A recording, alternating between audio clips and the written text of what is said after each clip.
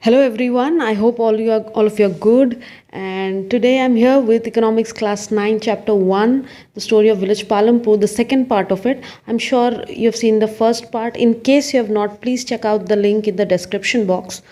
A small recap would be about the chapter, that is the village Palampur. What we studied is about how is the village, what are the facilities available in the village regarding electricity, transport, and all these things, and the way it works, and the factors of production, the four important factors of production that we studied. So moving on from it, our next point is point number 1, is that land is fixed. Means the land area which is there, it is fixed, it cannot be extended. The village area cannot be extended. So there is a basic constraint. That is the basic constraint, means problem in raising cultivable area. Now there has been some as an expansion in terms of wastelands which were earlier not used, they were brought into cultivation. So that was one thing which was done better in a way. But that if you see, there is hardly any change. Even if you see this chart given in your book, the increase is very less. So this takes us to the second point, that is there a way one can grow more from the same land? We need to find out some other ways through which we can increase the production from the same land. So here we have 2 points with us. The first is that is called multiple cropping. Now see, in Palampur, what do the farmers do?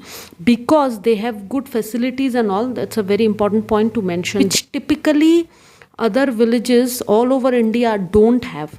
But because it is a well developed village, that's why they have these facilities. So this is a very important point, and that is the reason the farmers of villages like Palampur, they can cultivate multiple crops, as in they, in the seasons Kharif, Rabi, Zaid, these are the cropping seasons. So in these seasons, like, they grow the main crop and then they grow 2 extra crops. Say for example, they are growing wheat, then they are growing some jowar or bajra also during the Kharif crop, then they are growing potato also in middle, like in October December time.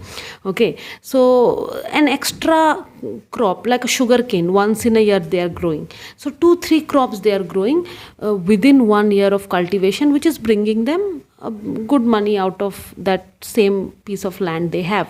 But don't forget a very important point, that you can only do these things when you have all the good facilities, okay, which these farmers have. One very important point here is about irrigated land.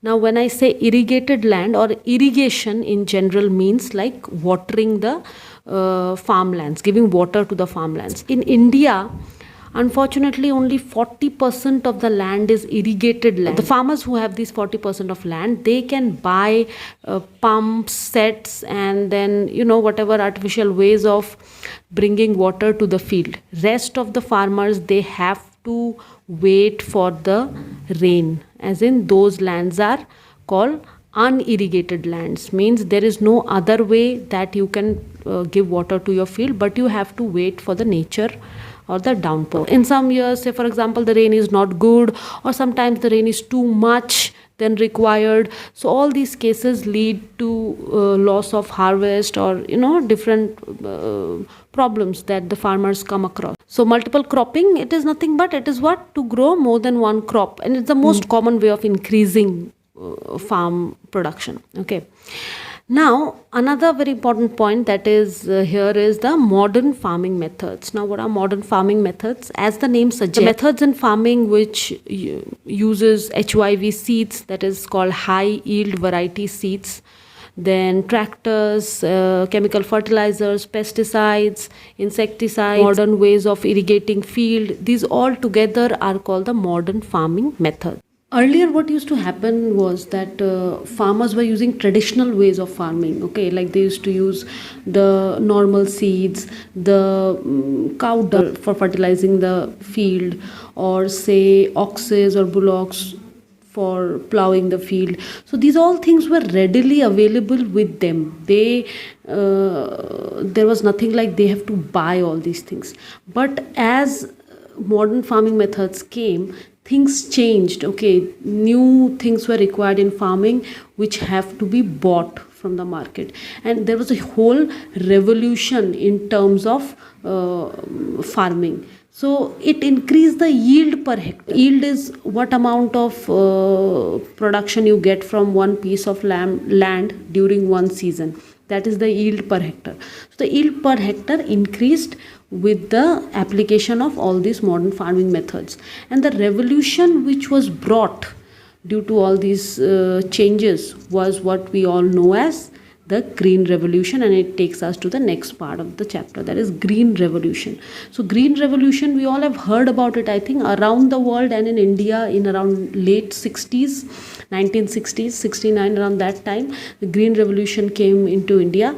Now this revolution, it was a change in the farming methods, procedures which were brought to India, but then all parts of India were not getting the benefits of green revolution. Only few parts, especially Punjab, Haryana, Western Uttar Pradesh, these parts were the one which got the benefits of green revolution or like modern farming, because there was a lot of investment to be done which all farmers couldn't do, obviously. Now in green revolution, what happened is applying all these latest technologies of HYV seeds and all. Now HYV seeds, before we move on, I just want to tell you what is different about HYV seeds or high yield variety seeds.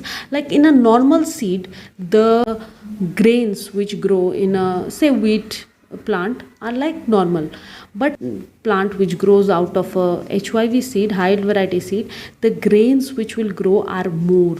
Okay, you will get more grains from the single plant. So that was different about.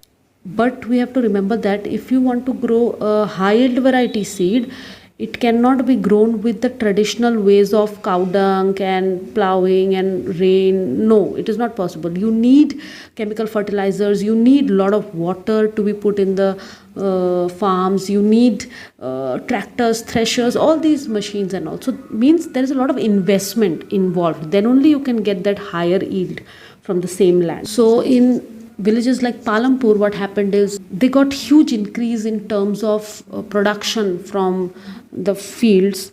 One example is given in your book where it is mentioned that like a farmer who used to get like 1300 kgs per hectare in traditional way of farming, they started getting 3200 kgs per hectare after applying the modern farming methods. So how green revolution changed the whole scenario of farming in the country.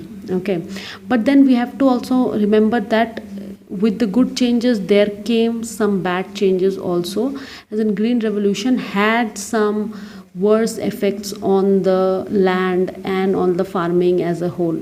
About that we'll study in the next video. So I hope you understood. If you have any questions, please write them in the comments. I'll be very happy to answer them. And keep watching my videos and like it if you do, and please share and subscribe to my channel. Thank you. Bye bye.